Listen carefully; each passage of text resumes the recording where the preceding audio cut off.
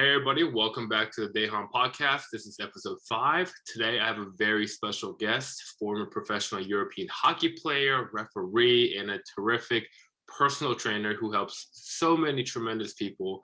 Turo, thank you very much for coming onto the podcast. I cannot thank you enough, man. Thank you, Daehan, for inviting me, and let's do this. Yes. And I've been wanting to talk to you for a while. We met on Instagram. We've been going back and forth for a while. Just seeing your the content that you make, motivational, very funny meme pages too. Just a lot of good motivational workout content that you post. And I just wanted to kind of pick your brain on what got you started on your Instagram page. I think I started 3 years ago. I have been pretty consistent last year, 2 years. And then that's just my idea was just to start more helping people, and that's basically it. So was there a certain moment in your life where you wanted to maybe change careers? And I will get to this because you're a former hockey player, so very different profession to what you're doing now. But was there a certain change in your life where you wanted to become a personal trainer and start making impact in people's lives that way? Yeah, actually, my background, I used to be a professional hockey player for over a decade. And then I got another office job after my career.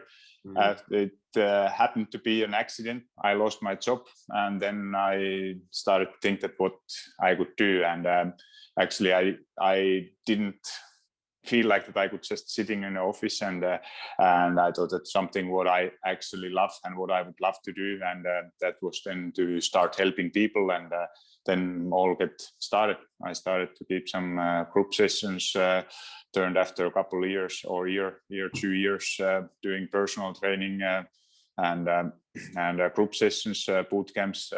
I started to do also online training. And that's shortly a little bit about how everything got started, but it was just basically by an accident, and then it was the best decision and best thing what could happen to me. Right, and I think it's very applicable now because of the COVID pandemic. I'm sure a lot of people have been affected by it and lost their livelihood, whether it's their business or their job. They lost their careers, and sometimes you can't support your family that way because you lost your career. Do you have any words of wisdom or advice for people who might have been affected by the pandemic and going through something like this? And because like you said yourself, you did lose your job and you had to find something that you had to do next. Walk me through that mental makeup or that mindset that you had when you first lost it, and then you had to get back on track. Like, how would you get that started? It's like a great Tony Robbins is saying that life is happening for you and not to you. So that's what I thought, that at that moment it felt like that it's the biggest or the worst thing what could happen, that I lost my job. I didn't have any plan what I'm going to do. Now when I think back, it was the best thing what could happen. So I didn't have any other option. I was going all in to my personal training business and starting from zero. And that was the best thing, that I didn't have any other option. So that's if you think that if you have lost some job now, or you have going through hard times, and then it's not that it won't help you to look back what have happened. It's if you look forward, what is where you want to be in 1 year or 2 years, and keep going, then you are able to make it good. So what happened yesterday, it's history, and you can't change it, but you can change your future. And more you focus on things in future what you can still affect, and less on thinking that how bad is this situation, like a COVID now. Obviously most businesses are struggling, and you might have lost some job or something, but if you think that how you could benefit from this situation, and how maybe it's time to spend more time at home, work out more at home, or start business, what you can do from home. Right. And I love that mindset, because I think it's not just your career or your job, but it's your diet. You know, maybe you made a mistake. You know, a lot of clients maybe they ate 5,000 calories yesterday, and then they're like, "Oh, Turo, I'm freaking out. I made a Yeah. mistake. What do I do?" So I think that is very applicable to life and in a lot of different aspects of life. But I want to ask you, it's not very easy or very common that a lot of people have that kind of mentality and that mindset. It's easier said than done, but to Yeah. actually practice it like you have, is it from maybe from your hockey career, or is it from your growing up, your parenting? Where were you able to kind of start that mindset and start learning that life lesson? I think it's a lot of it comes from hockey. You know, when you are playing, you know, even you lose a game, you have a bad game. Next game is waiting in a couple of days, and it won't help you anymore to think about that. Fuck, I sucked in last game. Next chance is coming, or the same thing as a referee. You know, there will never be a perfect game, and what happened in the past, you can't change it, and only thing you can do is to focus on future. And same thing with the diet, what you said, like that if you feel bad, that happens. You know, there's nobody's perfect, and we will always make mistakes, we will always go off track, and not have a success what we would like. But then, like in diet, your next meal is your next chance to get back on track. And that's once it won't happen every time. It's really hard mentally, but more often if you start to practicing it and not thinking backwards, just thinking forwards, and more often you are able to do it, better you will be. Mm-hmm. And I think, especially with COVID now, people and I on my first episode I talked about something called pandemic 15. I made that up, but you know, when you go to college your first year, like there's a lot of life changes, and you drink more, you get less sleep, you're socializing a lot more, so you kind of gain a couple pounds. And I kind of see that correlation with COVID, with the way we work is different, the way we eat is different. We're just picking up food, we're, you know, doing deliveries a lot more. Even when you go to the grocery store, it's all, you can just order it online and just pick it up. So there's a lot of less activity, and you're encouraged to stay home a lot more. So during the pandemic, I did a podcast, so to just for people who are just getting started in their fat loss journey, or they always wanted to lose some weight and they just feel like they're lost. And I talked about more the mental aspect. That might be the first step. You know, I know exercising is important, eating right is important, but maybe the first step that you want to try is to be intentional and understand that this is a lifelong journey. It doesn't stop, and you know, there's no shortcuts.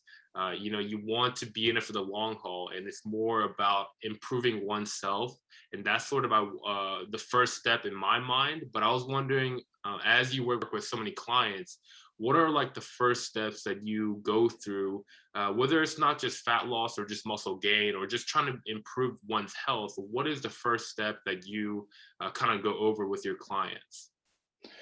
Like now, it's like what you said now about pandemic, like how hard it is. That's very true. But in the other side, if you turn it around, you have actually a lot more control, because there are what you are eating. So you are at home. You are, if you know that you have problems, for example, with chocolate or whatever ice cream, if you don't have it at home, you can't have it. Yeah. And that's what I use a lot of different tactics depending on my clients. But the best things, like if there is some food, like obviously first you have to have some kind of knowledge what you are aiming for. And I focus mostly not restricting something too much, but adding things up. Like if you try to add more veggies, more fruits, or more protein, so those things, they are helping you actually. As if you are, it's a lot easier mentally to trying to add something up than trying to reduce. If you think that I have to be without ice cream, and you really want it, so it's often it's only a matter of time before you will eat it. But if you have especially at these times, if you have some kind of rules, what I love to use, like that you are allowed to have your ice cream or chocolate, but you have to do it, just trying to create that barrier a little bit higher. So either you don't have it at home, and or and I use some rules. What you obviously those are rules what you have to make. Everybody have to make for themselves, as there is not one solution which works for everybody. But let's say you have to eat an apple before going to ice cream. So then even by doing that, you are already more likely eating a bit less than before. Or if you have your ice cream, you have a rule for yourself that you have to go to grocery store, buy food, which is 10-15 minutes away. So you can go and you can buy it and eat it right away. So you have your rules on a place that you can have it. You can always have it when you want, but it's just not so easy that you just open your freezer and there it is. So there are many different ways how you can build it up and what kind of, but the key is that you should not trying to restrict in your mind too much.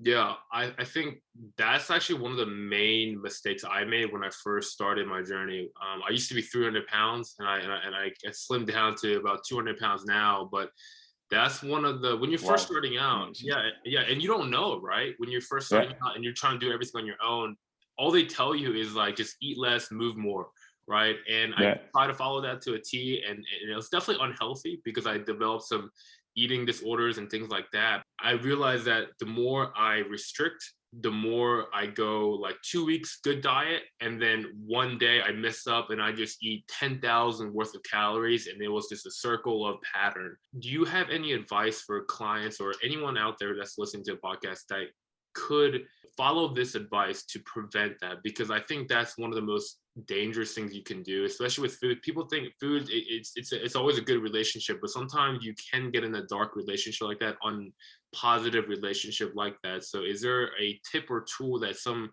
people can use to develop a healthier relationship with food? It's not a race, you know. The winner is not who loses weight fastest. Winner is the one who maintains lost weight the longest.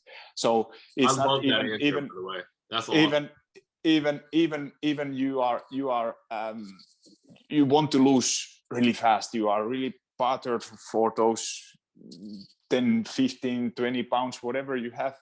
But it's not, if you go with sustainable way I know that it's really, you want in your mind that it's now in a month, you have to have it. You have to be able to lose it. But then if you think that in 6 months from now, if you lose it, gain it back, lose it, gain it back, you are at the same point or even at worst point.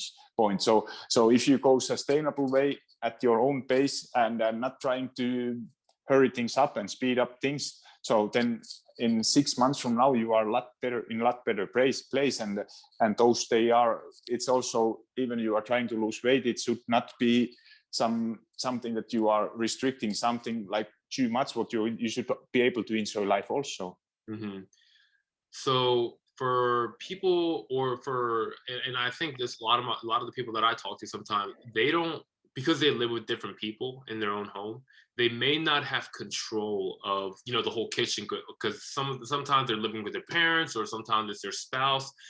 How do you go about doing a better job? Because I'm a firm believer in what you say as well. Like, try to be in control of your kitchen, like if you can. If you don't buy the ice cream or donuts and pizza and all that stuff in your house, there's a less possibility that you're going to eat it. So I'm wondering what advice you can give to the other people that, hey, if you don't have a complete full kitchen or you're living with roommates and they have stuff in there that you're trying to stay away from, what tips can you use to kind of better yourself or prevent yourself to reaching for those snacks? I love using, if you have not a lot of control, like just slowing things down. Like even that it's not the most optimal way what you are going to eat, but if you are able to follow like simple rules, like for mindful eating, like drinking water before, starting with your veggies, slowing things down and stopping really when you are 80% full. It takes a lot of time. It won't happen by one time and that you are able to do it every time, but then stop it when you are almost full, like 80% full, and after give yourself 15-20 minutes time. If you are still hungry, go and eat more. You can always eat more, but just the key is that not to try to, you are eating fast now, like maybe you have a busy schedule, so don't try to eat fast as possible, and then after 20 minutes you are like that, wow, I had way too much. So that's I think one of the main, like, how to have better control even with the not most optimal foods. And that's also, protein is so important. Like that, if you can choose, you have some kind of options. Start with your protein, because it's the most satiating macronutrient, and make really focus on that you are trying to have at least some kind of protein at every meal. So those are, it really depends on person and what kind of situations you are, but there is always something what you can do, like you know, if you are giving yourself excuse that I don't have control. Yep. You have always control. You can always do something, even you are not buying foods yourself, or you don't have control what you are going to get to eat. If you go to eat to your parents' place, so you are not you can't say to your mom that now you need to cook for me this and this, and right. It's but you can always still control something at least. I think that's very important to speak about, because I think a lot of times people think that a lot of it is out of their control. In retrospect, everything's in your control. The way you interpret events in your life, the way you eat food, the way you prepare food, you can have all those control, instead of going out and picking up food or not knowing what the ingredients in certain foods are. I think there are a lot of control or things you can do about when you're preparing your meals, your workouts, and all these different things. But one thing I want to go back to is, so in the society that we live in today, with social media, Instagram, YouTube, you see all these amazing looking guys with bodies, girls with great, butts, and people see that and they think, I want to get that, and I want to get that now. So, and I'm sure you get some clients who want to speed that process up, right? Hey, Turo, I'm coming to you and I want this in 6 weeks. Can you do it for me? How do you adjust people's expectations? Just let them know it's going to take time, it's going to take effort, it's going to take all those things in between from where you start to finish. First of all, in social media nowadays, most of those pictures, what are either they are using with the Photoshop, you can actually now, I have seen some apps that you can even videos, you can really? Edit that you look, it's everything you can edit your body that it looks amazing in videos, and most of them they have put, you can edit everything, so most of them they are lies. And those people who have that incredible physique, do you know how they are feeling? Like that is something what is not often talked about. Like if you are going, like, let's say men, you have 6, 7 or below 10% body fat. That takes a lot of discipline. You don't have you are basically eating from boxes, Tupperware, where you have to know exactly how many grams of protein, carbs, and you have to be really spot on your diet. And then if you want to have it, that's I have personally, I never had that goal, and I don't, I'm happier where I'm at now. I don't have six-pack. I don't like to show pictures about myself. I'm happy where I am, and I'm good. I'm reasonable shape, but it's not those expectations. First of all, you have to think that, is it worth of it? Why you need it? It's going back that it's really easy to compare somebody else, but what actually matters is yourself. Like how you are feeling, what is actually important for you, would be a nice thing to get. Are you willing to put that work what it needs? And I have to go honest discussions like that, what it means. If you are ready, you are willing to do it, whatever the goal is, then let's do it. But then most likely, if you are some physique competitor, I'm not the right person to help. I'm not willing to. That's not my specialty. I'm able to help you to lose sustainable weight, but then when you start to be some bodybuilder or doing some fitness model things. That's mentality where you are often you have a very big danger to build some bad relationship with food, disorder eating habits, and then is it worth of it? That is everybody. You have to think about it if it's worth of it. Yeah, I think people see the end product and they just want it, and they don't realize the amount of work, discipline, consistency that it requires to get that type of body fat percentage, that muscle physique, that veiny look, and sometimes it's genetics too. But because I see that, and a lot of people want that, and I understand, but I think it's very important to adjust people's expectations. I'm not saying people shouldn't go after that, but I think people should understand what you brought up too is like, do you understand how, like, what they might be feeling? They're weighing every ounce of food, chicken breast, broccoli, every little thing to find tea to be able to do that. And do you really want to do that? Are you willing to do that? So I think it's very good to have that sit down conversation with them to talk about all those things.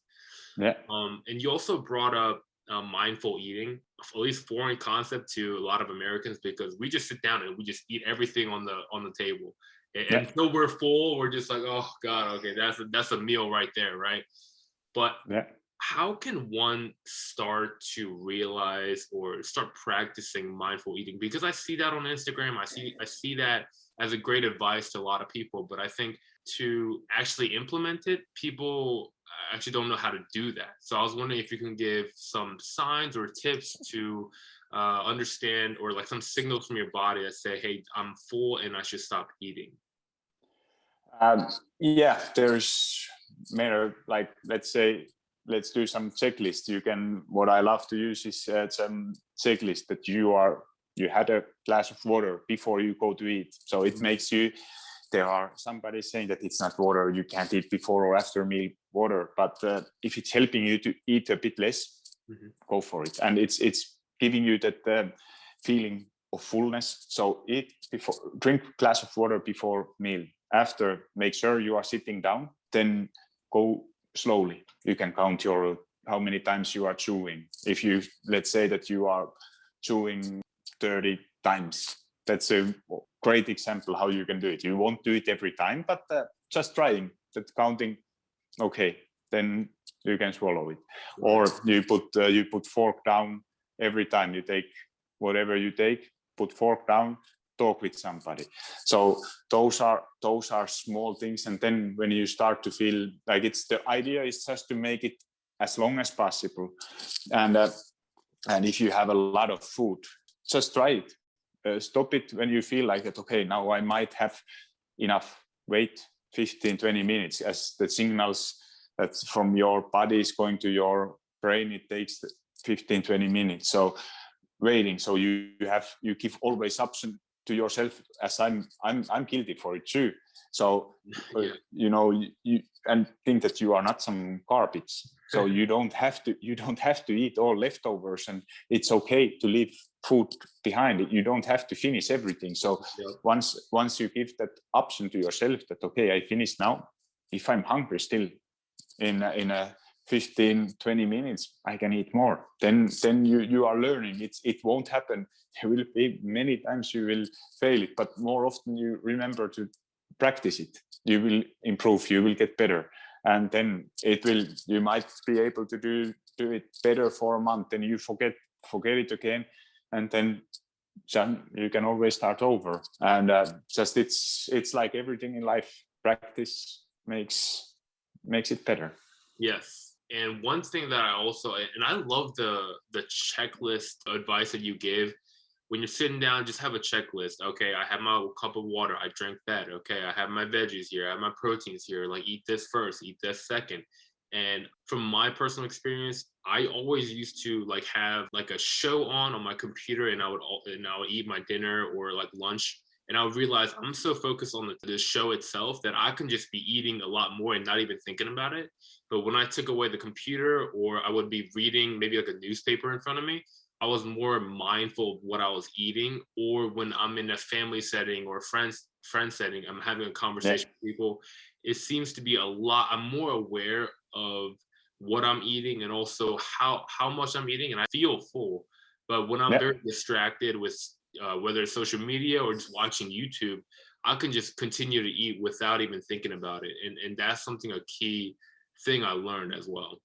Yeah, definitely. That is like minimal distractions. So that's why you should be sit every time and don't use or watch TV at the same time as you are distracted at those times. And like you said, that is also that once you are watching, you don't even recognize that you are just putting things into your mouth, and then you are like, fuck, how that could happen. So just keep it minimum distractions.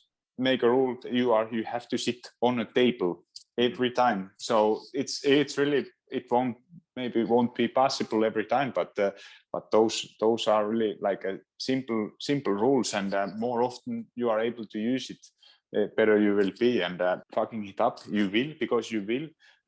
Remember, your next meal, it's coming in a couple hours, so that's your next chance to do it better again, and practice again. Yeah, I love your aspect and approach to simplicity. Like, keep it simple, don't keep it complex. And the opposite of this would be the conversation that everyone's having, almost religious cult like, with your low carb, your high carb, your high fat, your keto, your vegan, your only meat. What do you think about all these different fad diet or just different eating approaches that is just taking over, I guess, our nutrition industry now? Like, what do you think about all these different movements going on? I think honestly that if your diet have some kind of name attached to it, it's not your diet. But obviously they are all leading to caloric deficit. So if I use always a rule like that: if you can't, you should be losing weight, that how you are then able to keep it off. So if you can't imagine to do what you are doing now, if you can't imagine to do it in 5 years from now, it's not the right solution for you. And then it's like high carbs, low carbs. It's up to you. It's personal preferences. Like total calories is the most important thing. That's what is for fat loss. What makes the difference.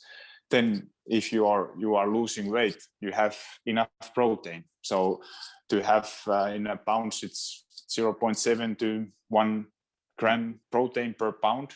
And once you hit those two, rest, you can eat how you prefer. If you prefer to have a bit more fats, go for it. If you want to have more carbs, go for it. So that ratio between carbs and fats, it really, you can use your personal preferences. So it's not what matters for fat loss, as protein is the most filling macronutrient. It's once you are losing weight or you are trying to losing fat, it keeps that you are not losing it from muscles. So protein is number one, and actually only thing what matters. So I don't want to keep it too complicated. So that's basically what it should be. And then add foods what you actually enjoy too. Don't try to restrict too much.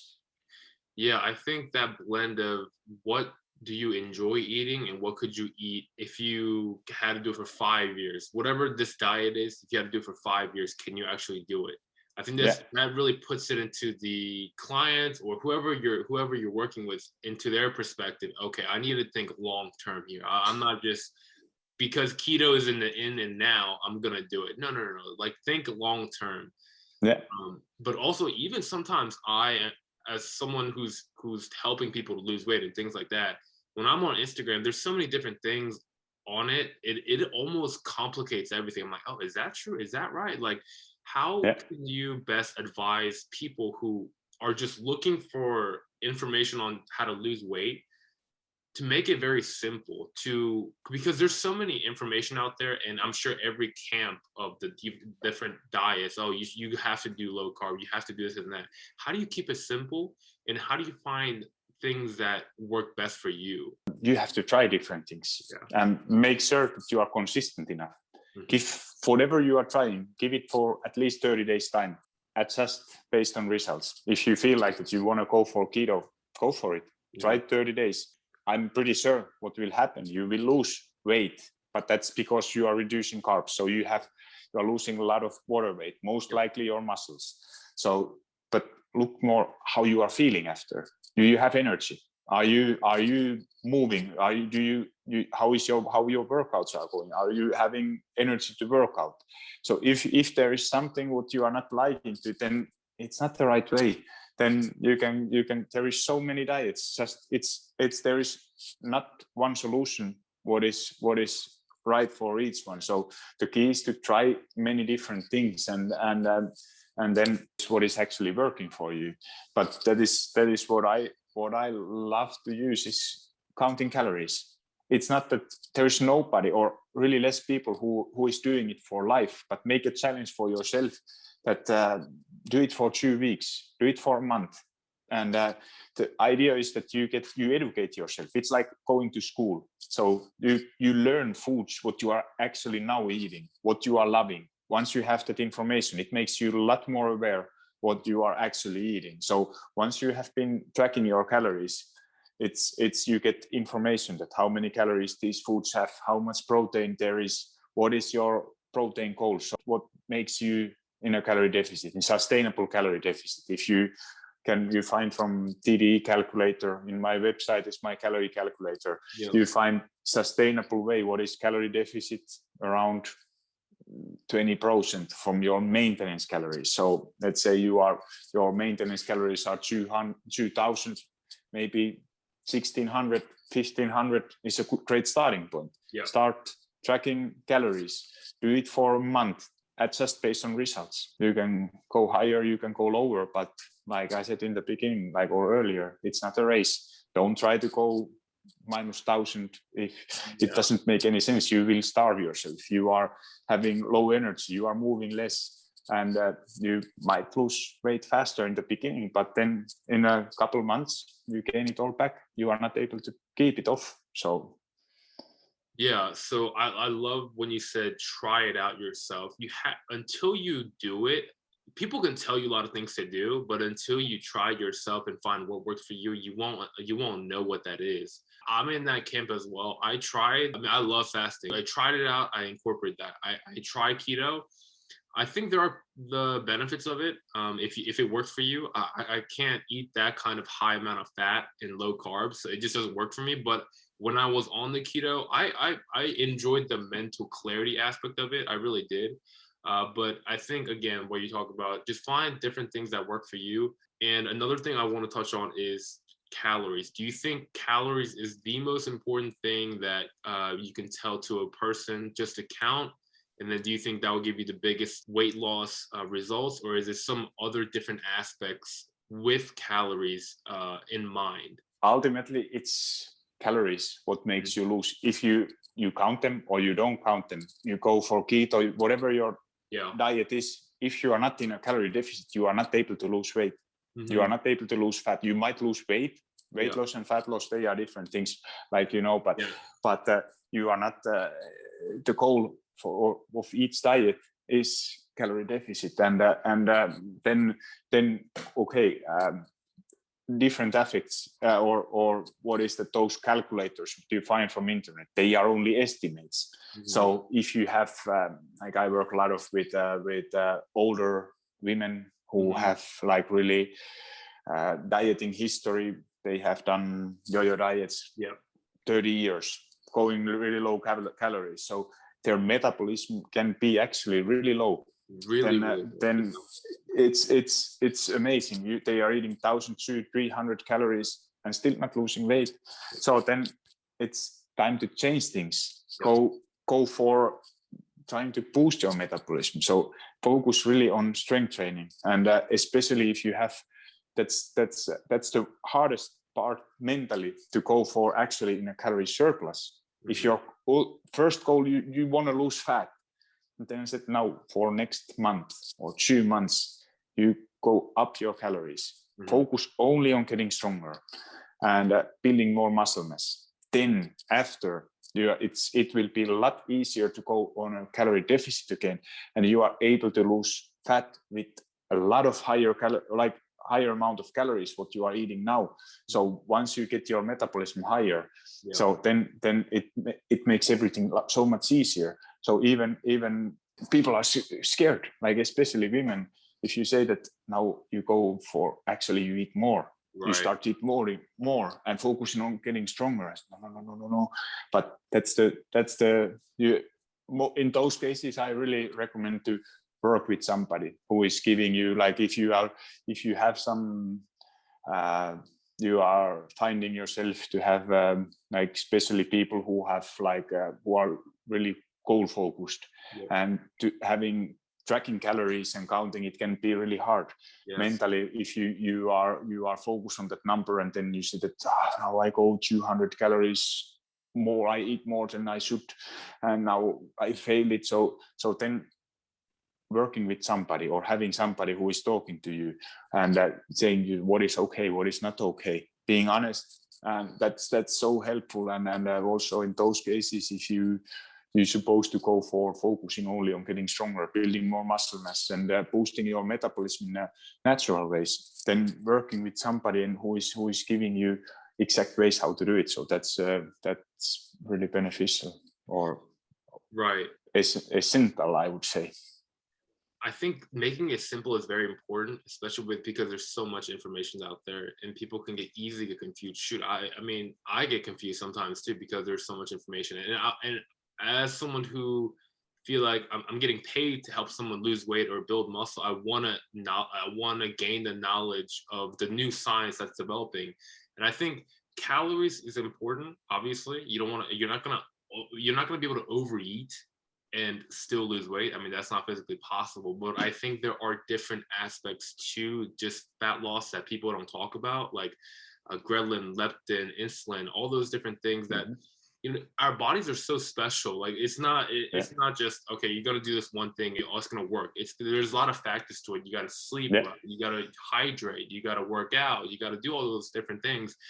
And when someone comes to me and says, if I just eat this amount of calories, whatever the calories is, am I going to lose weight if I just eat ice cream all the time and just hit that calories? I'm like, I think the way you even just ask the question is the wrong mindset. Or I think you should approach calories as a guideline of how much you should be eating, but the more focus is changing your lifestyle to incorporating more vegetables, more protein, more slow digesting carbs and things like that actually give you energy, that actually gives you more productivity, and you make you feel good instead of just eating junk food just to meet the calories. Because I've seen that as well, and on especially on social media, because people are just saying just count calories, they seem to kind of have that idea of, okay, whatever my calorie limit is, I can get away with just eating ice cream and Dunkin', whatever, just junk food, and then still lose weight on that. Yeah, ultimately it's working this way, but there are some researches that it's not calories, not a calorie. So, but it's, if you, to keep it simple, it's if you want to eat only burgers or ice cream and lose weight with that, yeah, I think it's even possible. But if it's gonna be a lot harder, as you will be hungry all the time if you are eating ice cream, which has, I don't know, depending, but let's say 400-500 calories per 100 grams. So if your deficit is, you have 300 grams of ice cream in a day, and that's it, nothing else. So you will be hungry. In that way, it's going to be impossible in the long term. And like you talked about, the more like sugary foods, high processed food you eat, the more you're actually going to be hungry. There is no like satiety hormones when you eat those type of food that signals to your brain, hey, I'm full, I'm actually eating, like I don't need to eat anymore. When you eat like chips or ice cream, you want to eat more. I mean, who in the right mind just opens a bag of chips and just eats one? Okay, I'm good. I just put it down. I mean, I've never done that in my life, you know? Yeah, but those companies who are doing those things, they are not doing it in purpose. They are really making you addictive. So that's why when you open chips, they know what they have put in there. So you don't want to stop it eating after one. So you want to keep going. So that's for processed foods. What is the goal for those companies is to make profit. So you are eating more of their products. So that's why they are fighting and finding a ways how people could eat more of them, and so they could earn more money. So it's in the end, it's a business too. I think they do a very great job of doing that. I mean, they literally hire researchers to find that exact amount of crunch, that spice, that sweetness, that saltiness, to continuously keep coming back to, you know, the bag of chips. And it's very hard to, once you open that bag, until you hit the bottom of the bag, you're not going to stop. So it's and why if somebody would, let's say, make a company who would make a chips that you would stop eating after one, that would be the worst chips company ever. Or why you would buy them? I think they're fired. Then they would do something wrong, right? Yeah, giving this knowledge to the people or listeners or just people who are trying to understand it, like why when I open a bag of chips or processed food, I can eat a lot more of that and be okay and still be hungry, but then when I eat like lean protein, you know, vegetables and carbs and fats, my body feels good. And there are science behind it, and I think knowing that is another tool they can understand and use that logic. Oh, when I eat processed foods, I am going to continuously be hungry. Because I know when I eat a full like steak, vegetables, and side, I'm very full. But then I have some ice cream on the side, I could eat more of that. It's pretty. It's like almost like another extra storage space I have in my stomach just for dessert. That's exactly. And if you think that those all processed foods, how companies, if you go think how they are working, let's say I use example of yogurt with some strawberries. Most of those brands, those yogurts, they have not seen a single real strawberry. As if you, so they are using it some, what is that you get taste of strawberries, but there is not it gives you, because it would otherwise, if they would use real strawberries or blueberries, it would cost you much. So they make better profit with adding some. If you read labels, you find there is some codes but there is not the real, or really less amount of real fruits or berries or those. So it's the best way is always that if you find so natural products as possible and add yourself your fruits or berries, so you know what you are eating. So those are, or if you say that you love chips, so go for, you can do it. Actually, it takes some time, but if you buy potatoes, do it, put it, slice it down, put it to your oven, and you know exactly, you can put a bit oil of it on it, and but that oil is on your paper after, so you don't have actually a lot of fat there. You can put salt or some pepper, whatever you enjoy to make it spicy. So you know what you are getting, you know what you are eating. So you don't. That's some way how to build in like a. And nowadays you find, if you are searching, you find like really delicious foods, desserts, what are like really low calories with some high protein. You find them. Internet is full of recipes what you can use, and just that's also one strategy what I love to use, is just trying every week one new recipe. Maybe you find something what you enjoy, because that's often we have habits that you are going to grocery store, you have to go fast. Just taking next time, if you take 5 minutes time to compare nutrition labels, different products, and really take some time, at least sometimes, to try it. And after that, you have always option to go back if you don't enjoy it, if it's taking too much time. So yeah, I think nowadays, especially with COVID, we're staying at home more, and I think we are naturally more people are cooking more, which I think is a great thing, because now you have to buy the ingredients, you have to look up recipes, you are more conscious and aware of what you're putting into your body, and I think that's a very important thing that people should be doing when they're trying to gain muscle or trying to better themselves physically or health-wise. I think that is a good movement, one positive thing from COVID, especially. But with all the nutrition talk that we have been doing, I also wanted to talk about and pick your brain on your working out and lifting. And I know you're very good at coming up with great home workout exercises that people can do during COVID. I know a lot of people, or maybe with vaccines coming out, people are kind of going back to the gym. But for those of us still in the lockdown, still without gym access, what could they do? Because I know people have been, I don't have a gym anymore, I can't work out. How would you encourage them? How would you give them tips for them to start looking around for resources, or whether it's just going outside and doing different exercises? What would be step one to start that process?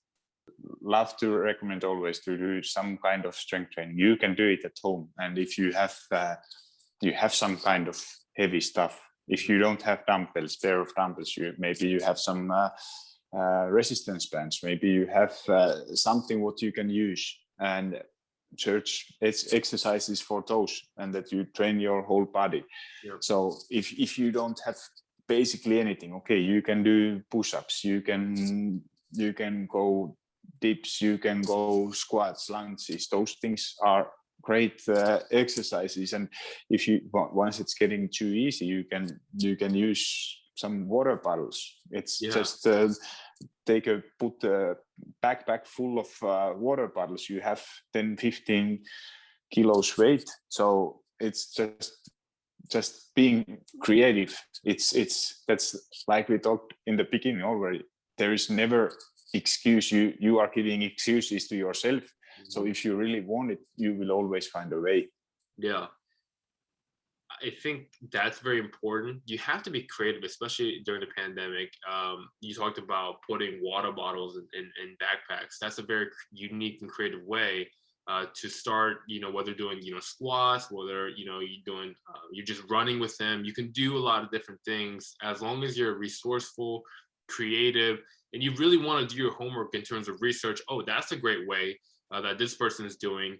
And that's one good thing about social media, is like people are posting different creative ways. They're doing pull-ups outside. They're doing the resistance band. Not a lot of people were using them, but then with COVID, people are just loving these resistance bands, and what I'm a big fan of. So I think that is a very important thing.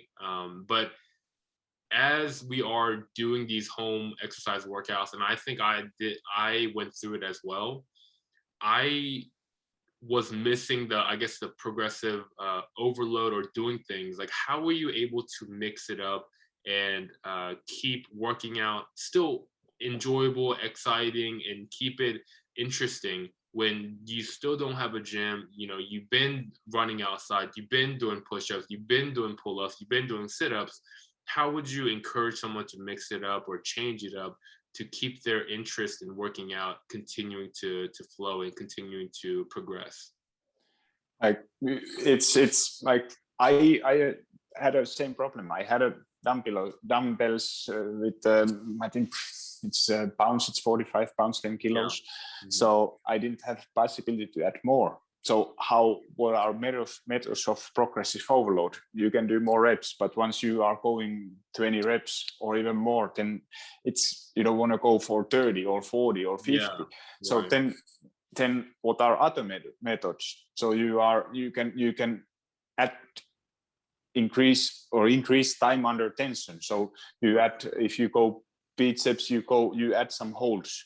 Like you slowing your reps, add some holds, doing like reps with the 1.5 reps, going back only halfway, going slowly back, and then going with the full range again. So there are so many ways how you can add some kind of progressive overload just it's like we said, it's being creative and using what you have, so you can always and it's maybe not the most optimal way to do it, but it's you will get stronger, you will have a lot of progress, and it's basically that's the key. So yeah, the way I think people are, when they first started working out, they're only thinking, okay, lift heavier, lift heavier, lift heavier, which is good. And I highly encourage that. But also there are isometric holds you can do, like you talked about, doing the slower eccentric movements to be able to put more strain on the muscle, which is very important. And you want to tell that to the people who are working out.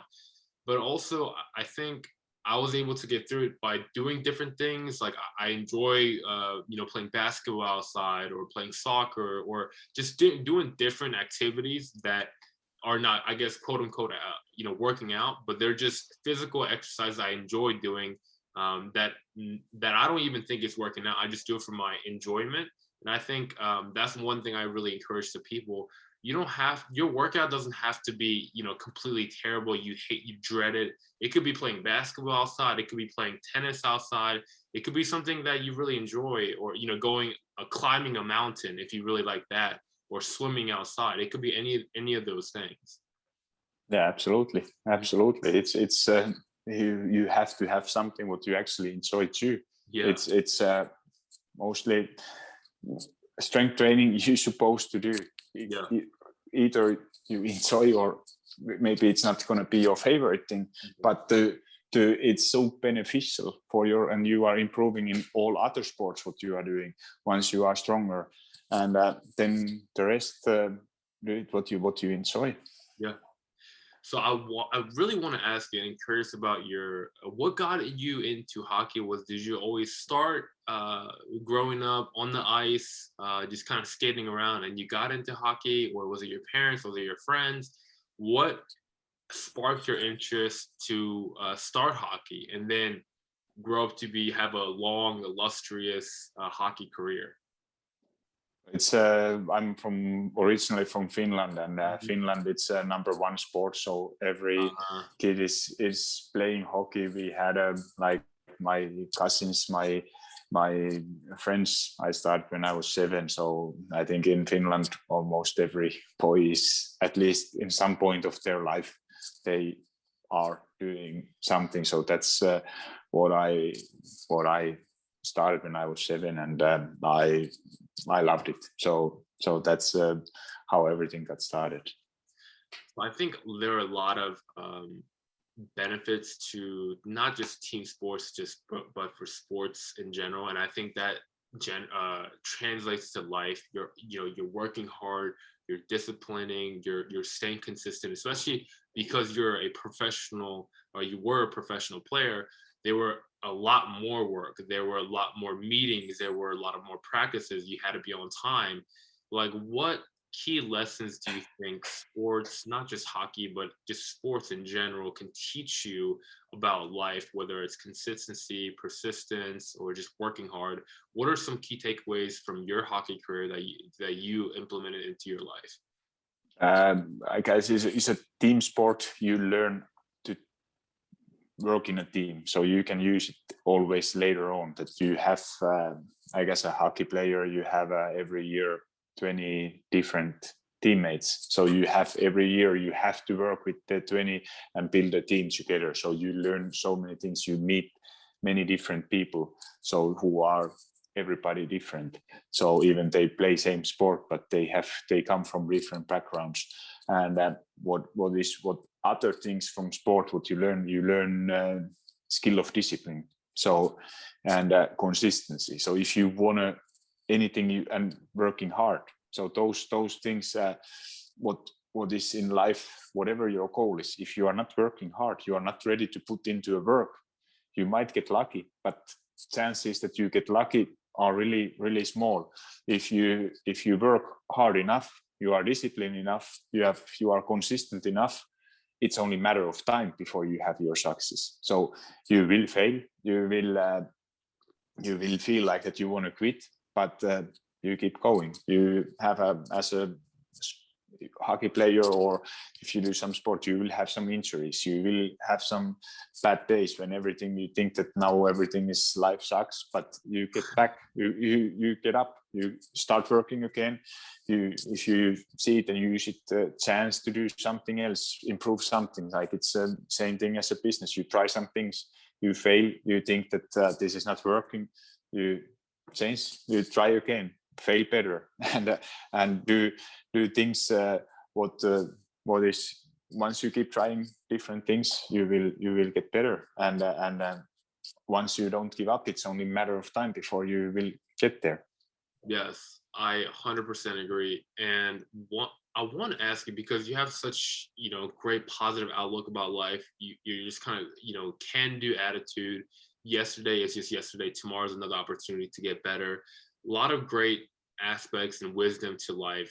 Would you say majority, is it from playing hockey and playing sports? Is it just through life? Is it books? Is it Tony Robbins? I'm a big fan of Tony Robbins, and just kind of listening to those insights to life. What would you recommend people, or to better have an understanding of life and how to maybe have some success principles or mindsets? What do you recommend people to read, listen to, or do to be able to expand their knowledge in that area?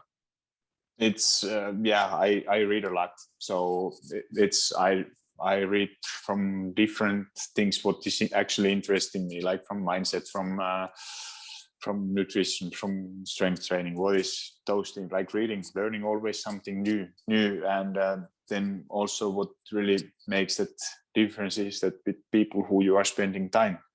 If you, like, I'm so thankful for my wife. She have teach me, and she have learned me, and that is that, like, I think somebody said it, that you become on average with the 5 persons you spend most time, and that's true. If you have some friend who you, maybe it's your best friend, but maybe if you see that they are your best friend is making you feel worse, or you get habits what you don't really like, then it's gonna hurt, but you have to make a decision and maybe spend a bit less time with that person what is not moving you forward. Mm-hmm. I think that's very important, because people have careers they want to do, dreams that they want to pursue, different locations they want to do to pursue their dreams. And a lot of times I think people, in fear of not hurting other people, their family members or friends, they won't pursue it. And I think that's one of the most detrimental things. And it's quite sad. And one of the things I realized, whether it's starting this podcast or Instagram, maybe you could relate to it as well, is like, I had to let go of some people, and I realized some people are not going to want to do things, improve and better, and make a positive impact. And sometimes you got to let that go. And it can be hard at first, but it's some requirement to life to pursue and do things like that. And can you talk about that? Maybe it was your hockey career, maybe it was your Instagram, maybe it was different things, but you had to let go of some maybe friends or even your closest friends. Yeah, it's everything. I remember when I started to do my first videos, like I was shaking, I couldn't talk, words were not coming out from my mouth, but you start to practice, you can take your selfies and do videos, and you are improving. It's not the best thing yet, but it will get better. So everything you will if you are starting Instagram page, everybody's starting with 0 followers. So it's once you are, whatever your goal is, you are like my thing, once you are starting, you start to help people. More you can help, more you can add value for them, and then that's the better thing it is. If you are posting about yourself, why somebody would like to follow only pictures about yourself? Like, okay, I maybe somebody do. I would not follow somebody. I want to get some information, maybe follow my friends, but you want to learn something. So put some valuable stuff what would help somebody. Yeah. So more value you can give, the less you have to worry what you are getting. So I think that's very important, and especially when you're starting out. I think one of the best things I did was, okay, to kind of eliminate the nervousness and what am I gonna, what I don't look as good, or I don't have the best equipment. I was like, you know what, let's change my mindset to how could I bring the most valuable to people. It's not about me anymore, it's just about what I can do to help other people. And then when I started that mindset change, I was like, it doesn't matter what I look like, doesn't matter what I'm wearing, as long as I'm trying to provide the best content, best message, best information. Hopefully that can transfer to the listeners or the users of Instagram or YouTube, and they'll be able to just take away the message, and they don't care about what my hair looks like, what my shirt looks like, you know, that doesn't matter, you know. No, it's not. And then like it's usually that, what is that, to be honest, be yourself, how you are, and if somebody's asking you something what you don't know, tell it. You don't know, you don't have to know. That's a better way to be honest, and not trying to think that you know everything. There's nobody who knows everything. So that somebody's asking me about something, I said, I don't know. I don't know. So okay, no problem. So it's not giving a bad. We all have some specialties, or everybody has some where you are good at. Do it even better, do it even more of those things. When you know that you are good at something, do it even more and get it excellent. So that's I think the best thing. Yeah, what you can do. Agree. And without taking too much of your time, I feel like we already went an hour. Just talking to you is a lot of fun. But just two more questions, if I may. Sure. So I know you're a big avid fan of reading. If you can suggest one book to the listeners right now, what one book would it be? And it could be about nutrition, it could be about anything you want, but one book that you read that had a profound impact. What would you recommend? Atomic Habits. Atomic Habits. Yeah, that's something what is really simple way, like how everything, small things, what are really helpful.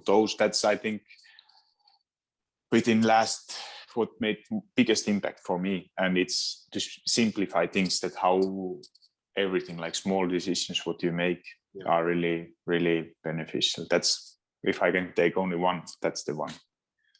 I think habits is one of the most important things, and people think that, oh, you're overnight success. No, it was the daily habits, what I did in private that no one saw on a daily basis, that got me here. I think that's very true. And then the other question is, if you are 85 years old and you're about to talk to 15-year-old Turo, what are two things, only two things, that you would tell him that would make a profound impact in his life? Okay, I can't imagine how it feels to be 85. I'm now close to 40, so I would say now to 15 years old myself, that you will fail. That is to accepting that you will make mistakes, and it's okay. You can. It's not a big drama. And everybody is failing. Maybe you are anxious, maybe you are something, but that's a thing. What is to be? Just try, keep going, and not think too much back. Was that one or not? That's actually second one too. That not look back. What think that what you have been. So those two things. So not thinking about failure, and don't look back, look forward. Yes, I think those are very important life lessons. I definitely wish I learned when I was coming into high school. I feel like obviously hindsight is 2020. You can't go back in life, but you can only change your future. So I appreciate those words of wisdom. But to wrap it all up, where can the audience and listeners find you to get great content to help with fat loss and working out from home? I know you have a great website. I know you have a great lot of resources for the listeners. So can you just go over where can the people find you? Any ebooks or anything along those lines as well? Let's say easiest way, I think, is Instagram and my TikTok. Those are my main two platforms where I'm active. So if somebody wanna message me, Instagram DMs are a great way. Most active I'm at the moment, I think TikTok. I do a lot of videos there, and both are on personal trainer underline Turo are my username. So that's it. And website is personal trainer turo.it, as I'm in Italy. So those are my main sources at the moment. I do have some YouTube, I do have some own podcast too, but haven't been too focusing too much on those. So I write some long form articles in my website, and short form content I do in Instagram and TikTok. Okay. Turo, it's been a pleasure talking to you, and I appreciate your time and your value. Thank you, Daehan. Yes. That was a great chat. We had a lot of fun. Thank you so much for inviting me, and hopefully your listeners find some valuable tips.